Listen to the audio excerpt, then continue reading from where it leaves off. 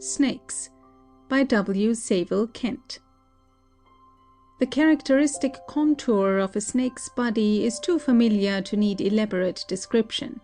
Its leading features are, in fact, so nearly approximated by certain of the legless lizards previously described that the distinctions between the two can with difficulty be defined. Many of the snake-like lizards, including the common blindworm, are altogether devoid of external limbs. In some snakes, on the other hand, and notably the large terrestrial pythons, a spur-like development on each side of the base of the tail represents rudimentary hind legs.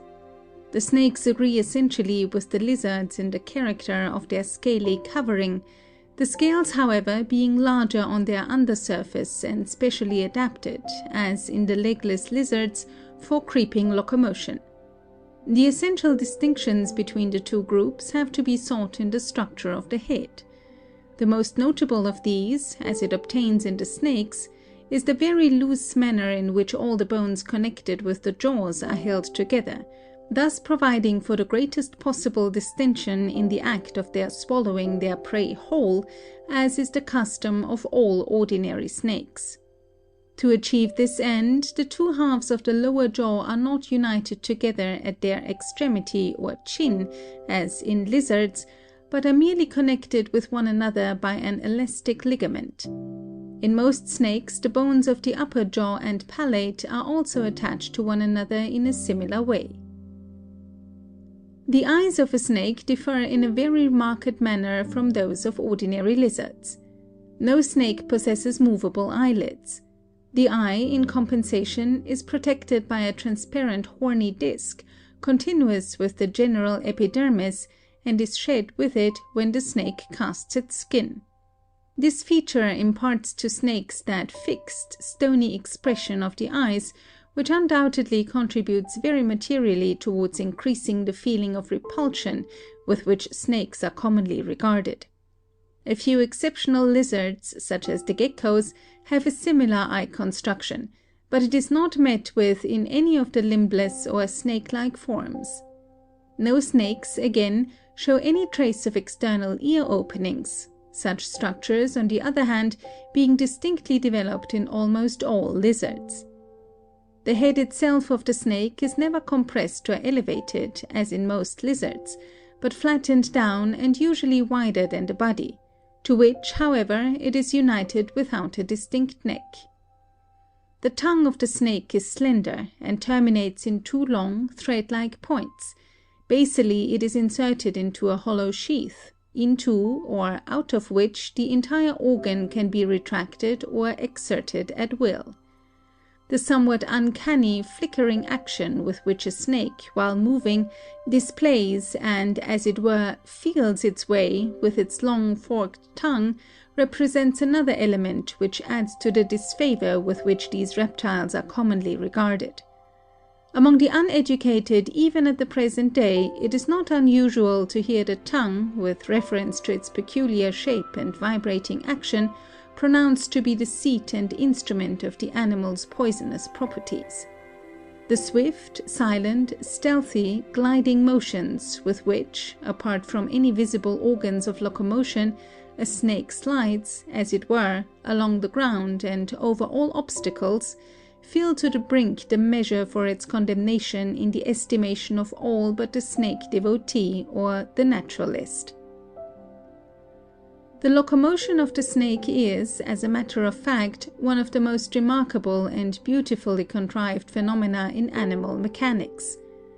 The peculiarly jointed and abnormally mobile ribs constitute the mystic deus ex machina by which the reptile accomplishes its migration. These ribs articulate in pairs by a single mobile head with their respective segment of the vertebral column. At their opposite extremity, they impinge on and are in muscular connection with the broad, slightly overlapping, shield-like scales, which clothe the undersurface of the body. The rib muscles, contracting in rhythmical succession, raise the free overlapping edges of the shield-like scales, which, striking against the ground in the same regular order, push the body forward. Adopting an easily comprehensible simile, the snake's body is carried along the ground on the same principle as the paddle wheel steamer is pushed along the surface of the water, the paddle boards, in the case of the snake, being affixed to a long, narrow plane instead of a circular wheel. The poison fangs of snakes are highly specialized structures, and their presence or otherwise was formerly considered sufficiently distinctive for the separation of these reptiles into two sharply defined natural series. More recent investigations have, however, shown that such a system of classification is entirely artificial, both venomous and harmless species occurring among groups which are related to one another by essential structural characters. The teeth in the ordinary or harmless snakes are usually represented by two rows of slender, recurved, sharply pointed teeth in the upper jaw, and a single row of a similar character in the lower one.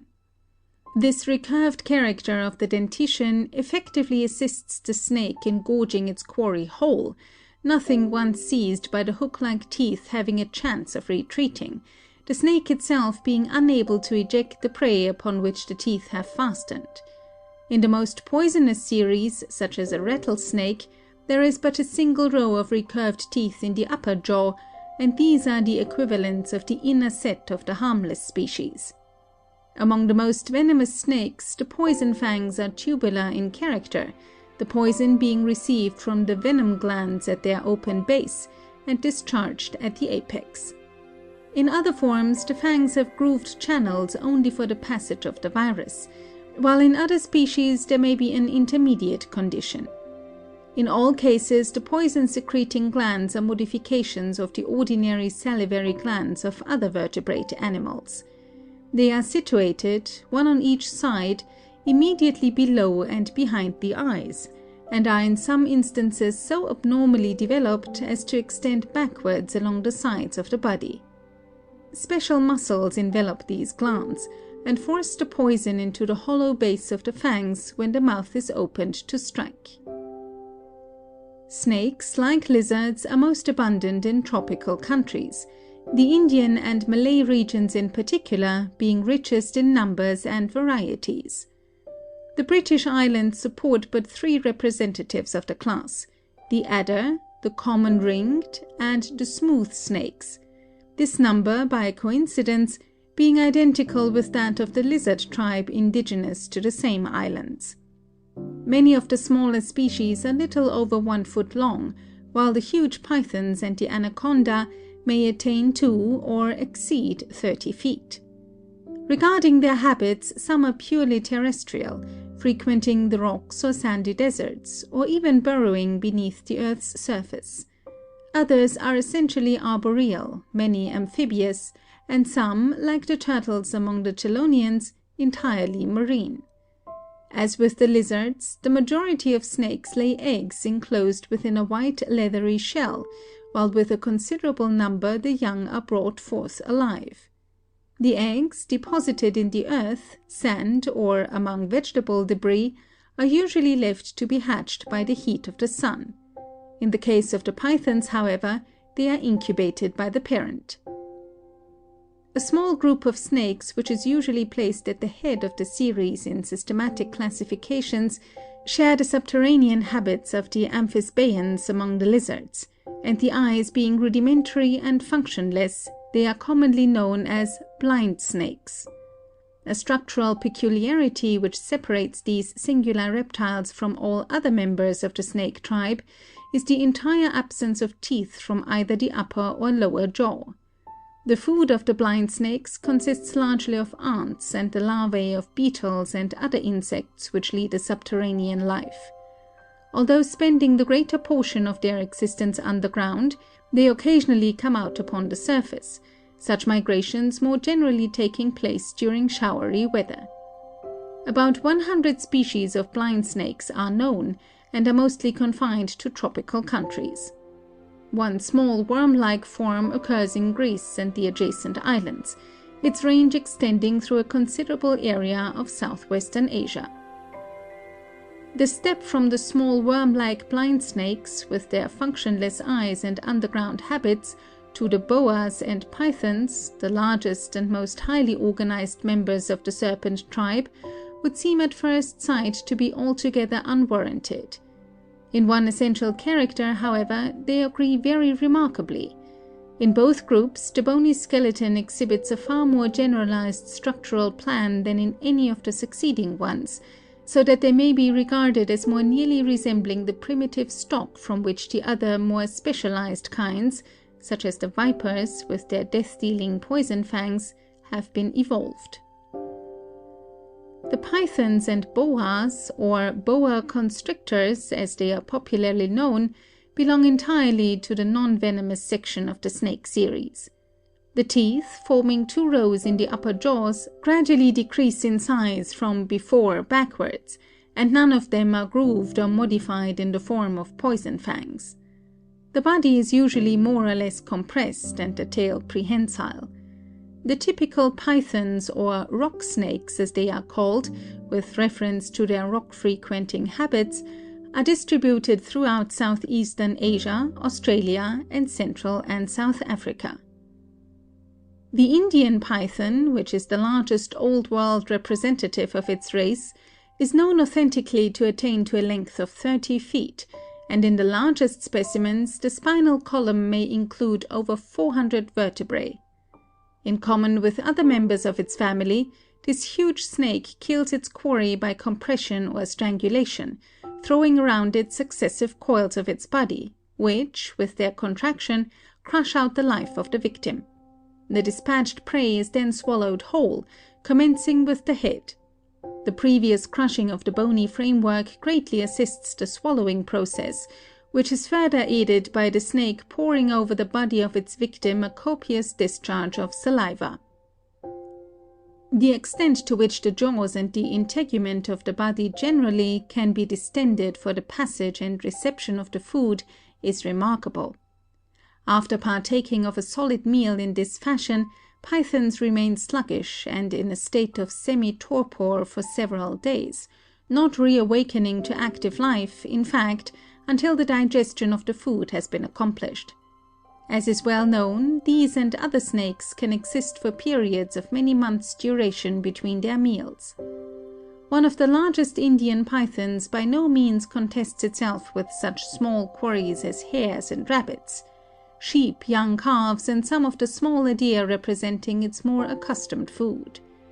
The human species unarmed is as weak or weaker than the proverbial kitten, pitted against the hydraulic press-like embrace of these monster serpents, and many an Indian native, and more rarely the white man, has fallen a victim to their attacks. The reticulated python, so called on account of the bold reticulated pattern of the skin ornamentation, may equal, if not exceed, the Indian species in dimensions. It is a native of Burma, Siam, and the Malay region generally, and is recorded as occasionally exceeding 30 feet in length. Examples of this species, including one over 20 feet long, have constituted leading attractions at the Reptile House in the Zoological Society's gardens for many years past. The gorgeous prismatic tints that play upon the surface markings of the coils of these huge snakes, as the sun strikes upon them about midday in their cages, form one of the most wonderful sights that the gardens afford. The African continent also produces its large species of pythons. One of these, attaining to a length of 20 feet or more, reaches its maximum on the west coast, and occurs with local modifications as far east and south as Natal. In the latter country it is most familiarly known as the Natal rock snake. Some rather singular incidents have been recorded illustrating the tenacity with which pythons retain hold of the quarry once seized, or, more correctly, their inability to release it. At the Adelaide Zoological Gardens a specimen, when absorbing a rabbit, managed to entangle its teeth in a corner of its blanket. That blanket had to follow the rodent through the 12-foot-long python. On another occasion, two pythons, a Queenslander and Afrikander, happened at the same instant to commandeer respectively the head and hindquarters of an identical rabbit. Inch by inch, the portion between the two grew smaller until the two noses met. There was no retreating from this impasse, and the momentous question, "Shall I slay my brother Boa?" had to be settled affirmatively by one or other of the interested parties without further parley. The somewhat smaller and weaker individual was gradually telescoped and in due time assimilated. The absorber was decidedly poorly and off color for a considerable period after accomplishing this cannibalistic feat. It ultimately recovered both its appetite and its prismatic tints. The true boas, as distinguished from the pythons, are more essentially arboreal in their habits, and, with the exception of one or two species found in Madagascar, belong to the tropical American zoological region. The common boa or boa constrictor, which attains to a length of 12 or 14 feet or more, is limited in its distribution to South America.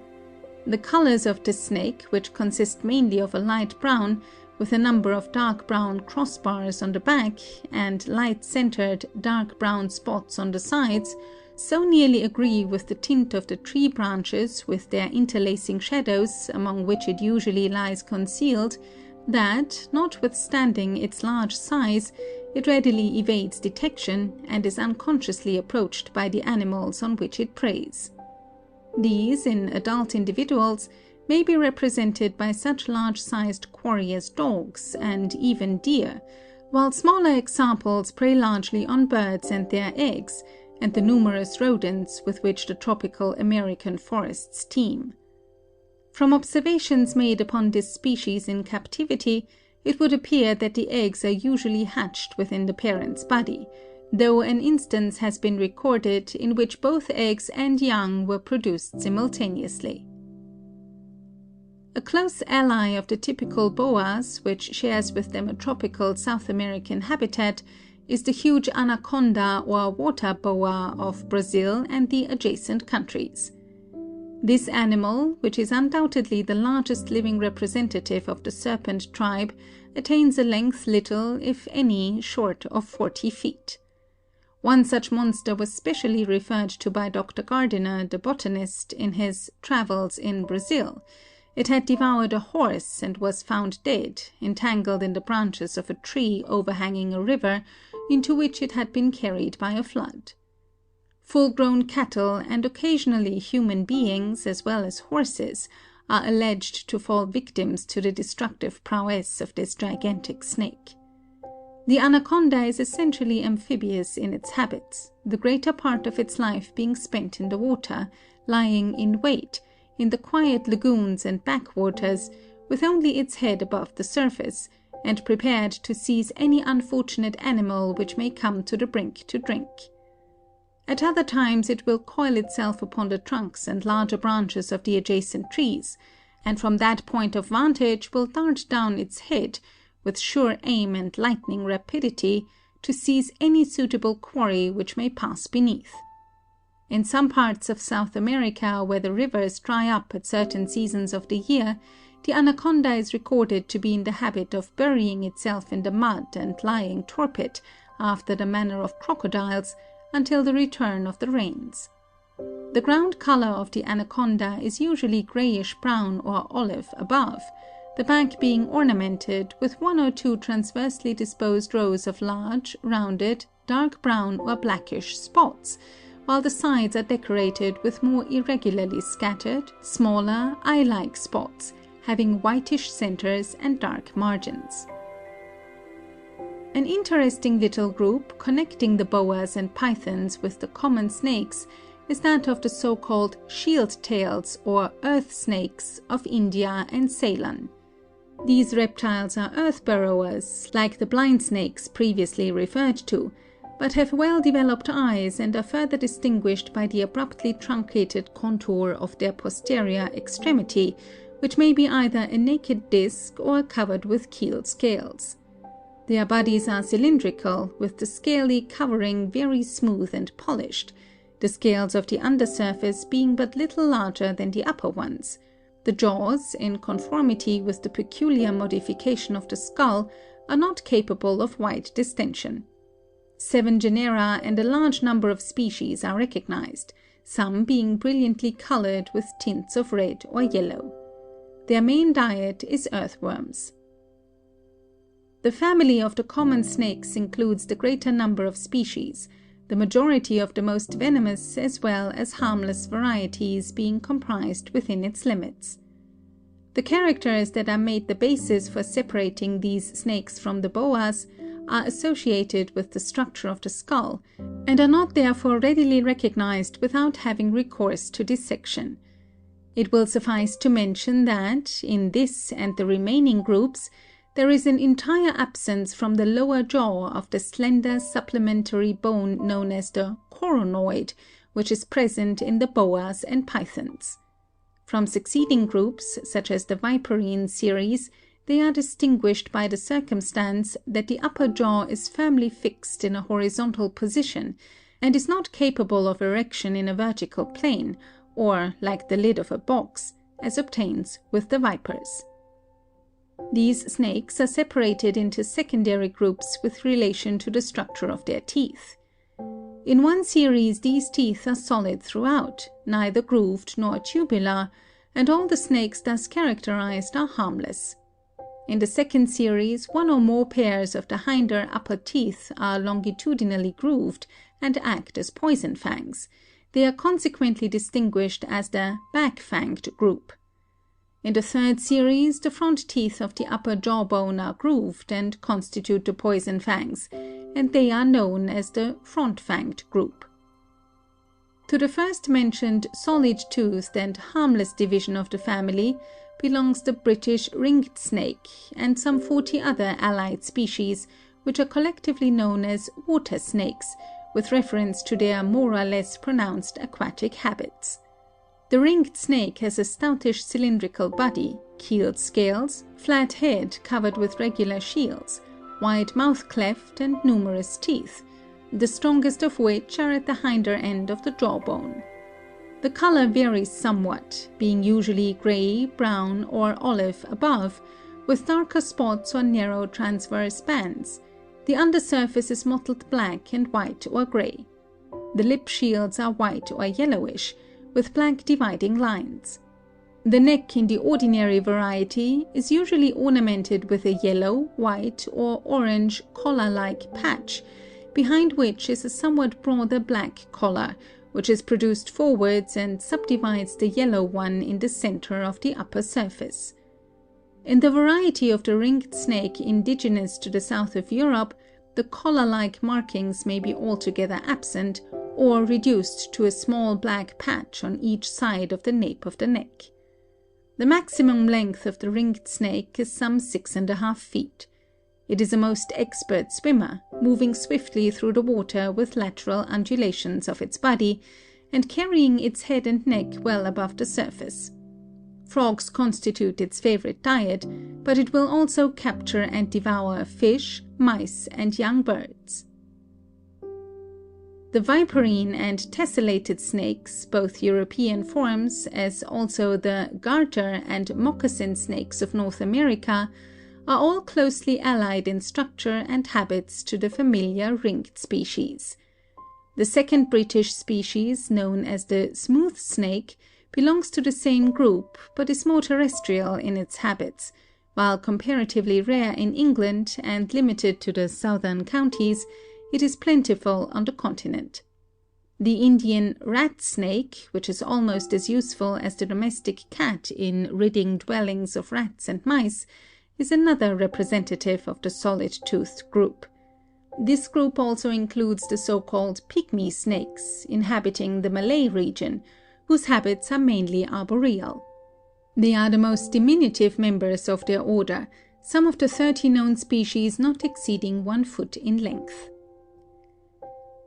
The typical tree snakes of the Indian and Australian region, with large eyes, somewhat compressed bodies, and colors of green or olive, in harmonious accord with their arboreal surroundings, also belong to the solid-toothed and harmless section.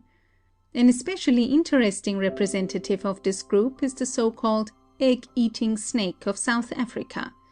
It does not exceed 2 feet in length and is for the most part arboreal in its habits, and, as its name implies, would appear to feed exclusively on eggs. As a structural adaptation for this peculiar habit, the spinous processes of a number of the vertebrae project into the throat and are tipped with enamel, thus constituting supplementary throat teeth. Normally, the snake subsists on the eggs of the smaller birds, but when short of this supply, has been known to leave the trees and rob hen roosts, being able, notwithstanding its comparatively small size, to dilate its mouth and throat for the reception of a hen's egg. The egg is split longitudinally by the action of the throat teeth, the contents swallowed and the shell ejected. The second or back-fanged group includes many exceedingly poisonous species. Among these may be mentioned the Indian whip snakes and their allies, comprising many tree-frequenting species, closely resembling in habits and colors the harmless solid-toothed tree snakes of the preceding section. It is among the third or front-fanged group, however, that the most venomous species occur. To this section belongs the death-dealing cobra, the yet more formidable hamadryad, the Indian kraits, the Egyptian asp, and the Australian black snakes and death adders. The cobra de capello, hooded or spectacled snake, as it is variously known, is perhaps the most notoriously familiar example of its section, being responsible for the greater moiety of the many thousands of fatalities that annually occur among the natives of India from the bites of venomous serpents. The kraits, which resemble the cobras but do not possess an erectile hood, are accredited a second position in death-dealing. The peculiar feature of the erectile hood that characterizes the cobras is due to the circumstance that a certain number of the ribs in this region are independently movable and can be elevated and depressed at will, the skin fold that overlies them being loose and elastic. The back of the hood in the ordinary Indian cobra is usually ornamented with 2 eye-like spots, connected with a loop-like band, which communicate to the complete pattern the fancied resemblance to a pair of spectacles, whence it has derived its appellation of spectacled snake. Individuals vary, however, very considerably in this manner of color markings. In some instances, a single eye-like spot is alone developed, while in others it may be entirely absent. The common cobra grows to a length of 6 or 7 feet, dimensions greatly exceeded by the giant cobra or hamadryad, a fortunately rarer form, more exclusively confined to jungle and forest districts. This species may attain to a length of 13 feet or more, and on account of its deadly bite and fiercely aggressive disposition, is much feared by the natives of the countries it inhabits, which include not only India, but Burma, Siam, and the Malay region. This giant cobra preys almost exclusively on smaller snakes, frequently including the common cobra. The third species of cobra, known as the hajé or spitting snake, inhabits Africa from Egypt as far south as Natal. It is perhaps the fiercest member of the group, turning readily upon its pursuers, or even commencing the attack. It also possesses the somewhat remarkable and disconcerting habit of ejecting poison from its mouth to a distance of several feet, usually aiming with considerable accuracy at the eyes of its assailant. Although unattended by permanently serious effects, the pain caused by the virus striking the eyes is for the time being excruciatingly painful, placing the recipient of the unwelcome discharge entirely hors de combat. The first record of the poison-spitting propensities of this snake, made by Mr. Gordon Cumming, was received with considerable incredulity, but the statement has been confirmed. A relative of the writer's, stationed in Natal, was recently the victim of such an incident, receiving the poisoned discharge in his eyes from one of these snakes, which, in his eagerness to dispatch it, he had imprudently cornered, armed only with a sword. It was some days before the pain entirely abated, and the sight regained its normal clearness. Australia, with its black and tiger snakes and death adder, possesses snakes as venomous as the cobra, which the first named species approach in their capacity to inflate their necks, though to a less degree. The Tasmanian black snake, as it glides swiftly as though sailing across open grassland, with the midday sun scintillating on its 7-foot stretch of jet black, highly polished scales, its head and expanded neck threateningly elevated some 18 inches above the ground, is certainly a most impressive sight. One very distinct group of the front-fanged section which demands brief notice is that of the sea snakes. These are readily distinguished by their especial adaptation to a marine existence, their much compressed, oar-like tails constituting powerful propelling organs. In contradistinction to the terrestrial snakes of the same group, the inferior scales, not being required for terrestrial locomotion, are little, if any, larger than the upper ones. All the species are highly venomous. They feed chiefly upon fish and are distributed throughout the tropical seas. The larger species rarely exceed 5 or 6 feet in length, and the majority are much smaller. Many species are noted for their conspicuous coloring, which most frequently takes the form of distinctly contrasting bands. All the members of this group are viviparous. The last and most highly specialized section of the snake tribe is that of the viper and its allies, collectively known as the viperine family. In all the representatives of this group, the hinder upper jawbone is so loosely articulated that it is capable of erection at a right angle to the horizontal plane of the skull, the gape of the mouth being in consequence abnormally wide. The teeth in the upper jaw are reduced to a single anteriorly situated pair of tubular poison fangs, with which, when striking its prey, the snake deals a direct stab. The head in the majority of the viperine snakes is flattened and triangular, nearly resembling in contour the symbolic ace of spades. The body is usually relatively thick and the tail short and stumpy. The vertical pupil of the eye denotes nocturnal habits. All the members of the section are venomous. The viperine snakes are usually divided into 2 groups. The first contains the typical or Old World vipers and includes, in addition to the common viper, the cerastes or horned viper of Egypt, and the large and most repulsive and deadly African puff adder.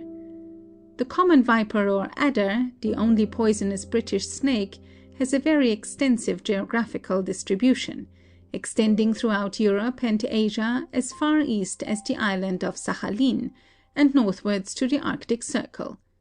The horned viper of the Sahara and North Africa is one of the most venomous of living serpents. Lying buried beneath the sand, with only its head above, it will spring aggressively at any animal which passes by, and the action of its venom is so rapid that a horse or man bitten by it usually dies within half an hour. In color, the horned viper closely resembles the sand or stony wastes among which it lies. The most remarkable feature in this snake is the presence of 2 elevated horn-like processes immediately above the eyes, which are most prominent in the male. The species has frequently been on view at the Zoological Society's gardens. On one occasion, an ostensible example was purchased and deposited in the reptile house, which proved on nearer investigation to be a base imposition. A common desert viper had been cleverly manipulated by the deft insertion of suitably shaped splinters of wood into its head, so that it resembled the rarer horned variety. The puff adder, the largest member of its tribe, may attain to a length of 6 feet or more, and is distributed throughout the African continent. Its thick body is almost triangular in section, the head very large, flat, and bluntly rounded anteriorly, while the eyes have a particularly fierce, stony, and repulsive aspect.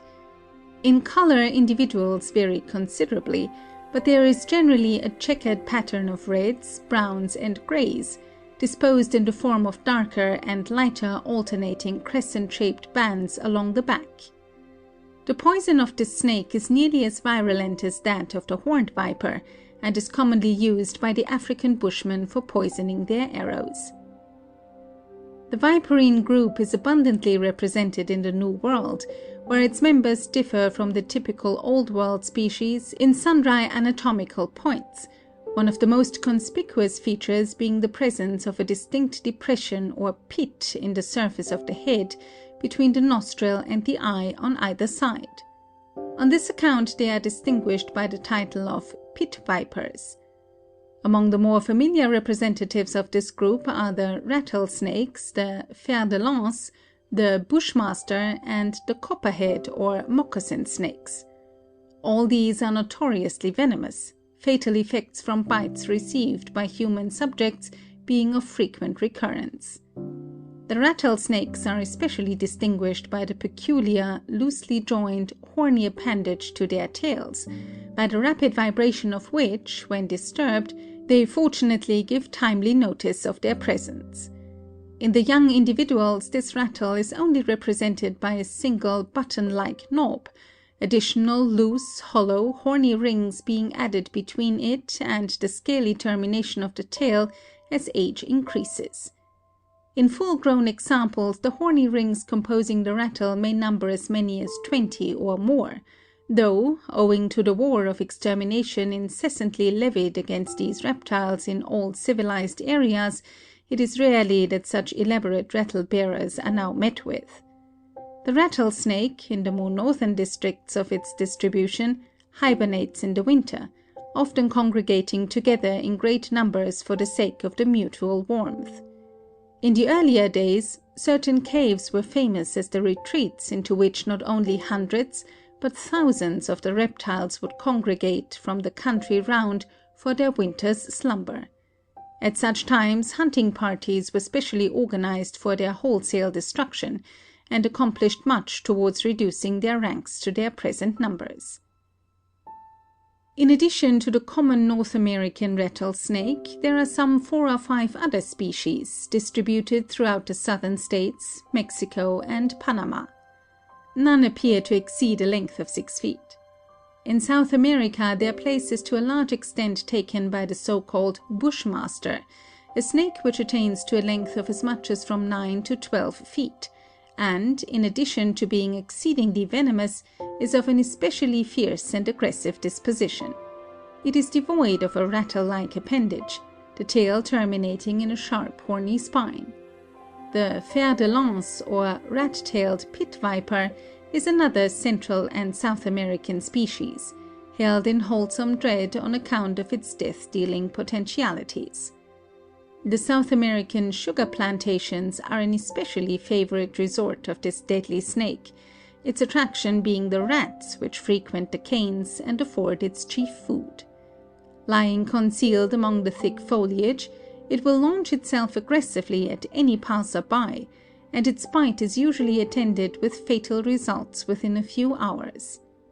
The fer de lance grows to a length of 6 or 7, or occasionally even 8 feet, with a thickness of a man's arm.